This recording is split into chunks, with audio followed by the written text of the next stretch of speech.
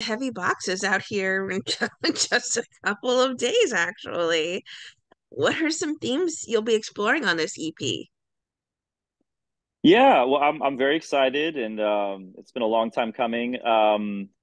I guess that's one of the overall sort of themes is just like letting go. I think, and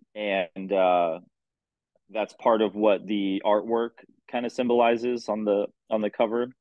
And it's not necessarily. I mean, these songs kind of range from some of them I recorded going back. I'm almost embarrassed to say I think about like 4 years ago, and then some of them are very recent. So that doesn't all necessarily tie together, but at least kind of a handful, sort of a bulk of the EP. I went through a divorce 2 years ago, and a decent chunk of it is kind of about that whole experience. But yeah. When it comes to songwriting, do you tend to have a process? Is there lyrics that come to you and then you add the music to it, or does it do vice versa?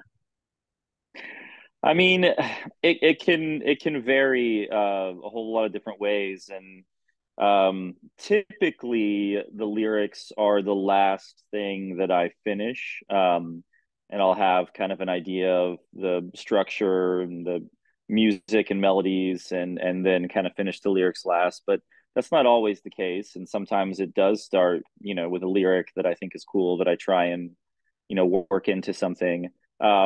But it's very different. Sometimes I'll sit and come up with something, and a few hours later I have a completely finished idea. And sometimes it takes me years of messing with a song to finish it. So it really kind of varies case by case. How Canyon is the first song off of the EP that you've released. What was it about this one that made it the perfect first single? Yeah, well, it was one of the last songs that I finished. That one, and then For Dear Life, the song that I did with Jason, were kind of the two last ones that were wrapped up to finalize the EP. And I don't know, I love the vibe of it. It's a little bit more fun, I guess, even though like lyrically it's a pretty sad song, and the subject matter is kind of sad. um Something about the way it's presented and the beat with it and everything kind of makes it more fun and energetic. And I just went with that one. To be honest, Rise, who's putting out the EP, they wanted me to release For Dear Life, the song with Jason first. But that song is, I mean, I love that song so much, but it's like really depressing and really heavy, and just felt like a weird way to like kick things off. So I thought maybe it'd be better to save that one, and go with something a little bit more kind of light and fun first. Since you are a part of social media, what kind of fan response have you been receiving to Howl Canyon? Yeah, it's been really good so far. It's been great. I mean, I don't stay like super in touch with all that necessarily, but from what I have seen, it seems to be really good. And I guess in general, I don't. This is very much a side project. It's not something that I'm going to put uh a lot of like my main focus on. Mayday Parade will always be kind of my priority. But that's part of what's cool about this, is that it is just something that I can do on the side when I have a little extra time. These songs are basically all songs that I wanted um Mayday Parade to use and that we didn't use, and so I felt like, well, I should just put these out. And I do a lot of these solo acoustic shows, and so this kind of just works with that. And it's nice to have a project that I kind of have the freedom to just do whatever I want with, but not take super seriously. Like it doesn't, like the stakes aren't super high necessarily. It's just kind of like, this is fun, and I'll put it out and see what it does. But yeah, it does seem to have been getting a really good response so far. Well, speaking of Mayday Parade, this is the first time you and Jason have teamed up on a song for Dear Life since 2007. What made you all reconnect for Dear Life? Yeah, gosh, it's so crazy that it's been, yeah, over 16 years since I worked on music with Jason. Well, it's hard to know where to begin, really. A few years ago, we kind of reconnected. There was a long period of time where I didn't talk to him, he didn't talk to me. There wasn't necessarily any, ill will or bad blood, but we just weren't really in communication. Um, and then I guess about 4 or 5 years ago, we sort of there was an acoustic show that we played together, and we kind of got back in touch, and we stayed in touch and did a couple acoustic shows together. Um, and he was actually the one who reached out to me. Gosh, I don't know when this was. This would have been about, if I had to guess, about 5 months ago or somewhere around there. Reached out to me and was basically just like, "Hey, man, would you be interested in working on a song together?" And I was like, dude, yeah, that'd be great. So we just started kind of bouncing ideas back and forth, and before you know it, we had a finished song. And it wasn't necessarily intended originally to be on the EP. And in fact, I brought it to the guys and wanted it to be a Mayday Parade song. But that we have so many ideas that come in, and for one reason or another, we just didn't use it. So I asked him, what do you think about this being on the EP? And he was stoked on it. So that's how it all kind of came together. Well, you also team with Mike Hansen of Goodbye Love for With You on the Ground.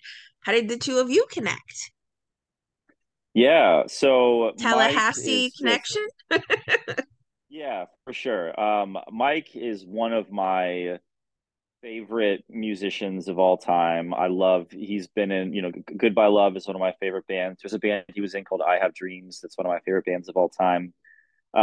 So I've kind of like looked up to him and loved his music since I was literally about like 13 years old. Um, and we never were, that in touch. I would go to his shows when I was a kid and everything, but I don't think he knew who I was. And um, somewhere, let's see, I guess back in 2016, I saw on Facebook that he posted that he was, interested in working on music again, and he hadn't worked on music in a long time. And so I messaged him and just told him that, I was a big fan, and thought it'd be great if he worked on music again. And we just kind of stayed in touch through that. And then he actually played Mayday Parade did a 10 year of our first EP, Tales Told by Dead Friends. We played a show in Tallahassee. I asked Mike if he wanted to play acoustic and open the show. So he did, and we just kind of, connected and stayed in touch, and we would get together and just kind of talk music, or, have an acoustic guitar and just kind of jam together, or one thing or another.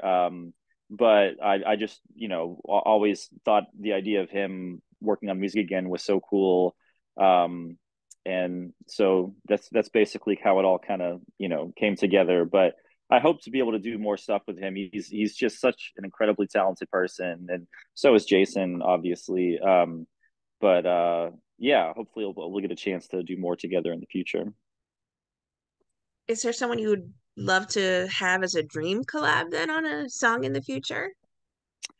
Well, I mean, there's a lot that I would love to. I don't know how realistic any of it is. I think that Jim Adkins of Jimmy Eat World uh, is also one of my Jimmy Eat World is one of my favorite bands of all time.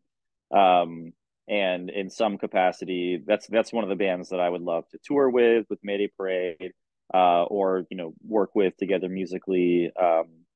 But gosh, there's a lot that I could name, but that'd be kind of the top tier one, I think, for sure. What do you hope lingers with people who explore Heavy Box as a whole? Gosh, that's a good question. Um, I don't know. I guess with all of the music that I create or that I'm a part of.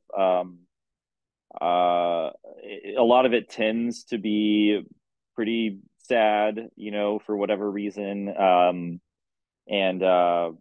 and kind of therapeutic for me even to work on songs and kind of help understand how I'm feeling about certain things. And I guess we've heard a lot throughout the years, ways that our music or our lyrics, our songs, whatever, have been able to help people. So hopefully that can continue to be the case, and people that are going through anything difficult right now can sort of relate or understand that everyone goes through it. Everyone has good times and dark times. And I was in a really really dark place for a while, going through my divorce, and was pretty depressed for a long time. And now I'm much happier and doing much better. And I knew when I was going through it that it was just going to take time, and that eventually things would be okay again. But it's tough when you're in that. Even if you know that's the case, it still doesn't really help very much. So I don't know. Yeah, just anybody who's going through a tough time can maybe just maybe it can be helpful in some way to relate or understand that other people go through it too. But yeah. So there are no plans or some plans maybe to tour for the Heavy Box. Yeah, well, I wouldn't say plans necessarily. There's nothing like in the works. But I would love to make something happen. We'll just have to see what makes sense. We're about Mayday Parade's about to be very busy on the road. Uh, basically from the end of April up through pretty much like most of the rest of this year. Um, so I don't know that any touring is on the horizon for this year. Hopefully next year, but maybe at the very least, I could just do some. I do a lot of like the emo night, either DJ set or acoustic set kind of thing. So I'm hoping to kind of like work that into this a little bit, and perhaps do just some solo acoustic shows on the weekends. Um, it works out really nice that when we find that we have, 3 or 4 weeks off with Mayday Parade, I can, bounce out in the weekends and do some of these shows. So I'm hoping to kind of pepper in some solo shows here and there, maybe through the rest of this year, whenever it makes sense, and then maybe look at doing something more like a tour next year. Okay, I'll keep my fingers crossed that there's a way for you to sneak off a little bit, at least for a day or two, and do Yeah. some of those more emo nights. Hmm. What would you like to say then to everyone who are fans and supporters of the incredible music that you guys make, or at least music that you make, even as Derek himself, and not just with Mayday Parade? Yeah. Well, it's insane that it's 2023, and I'm still here making music, and it means so much to me to have the opportunity to do that. I've been playing guitar and writing songs since I was 10 years old, and I'm 36 now. Mayday Parade started almost 17 years ago. And I don't know, it's wild. This is what I get to do for a living, and I'm very thankful for it. So, I appreciate anyone who's taking the time to listen to Mayday Parade or my solo stuff or any of the projects I'm in, or come to a show or bought a t-shirt or whatever it is. Any of the support really means a lot. And yeah, I'm just, hopefully we'll be able to keep doing this for a little while, as long as it makes sense.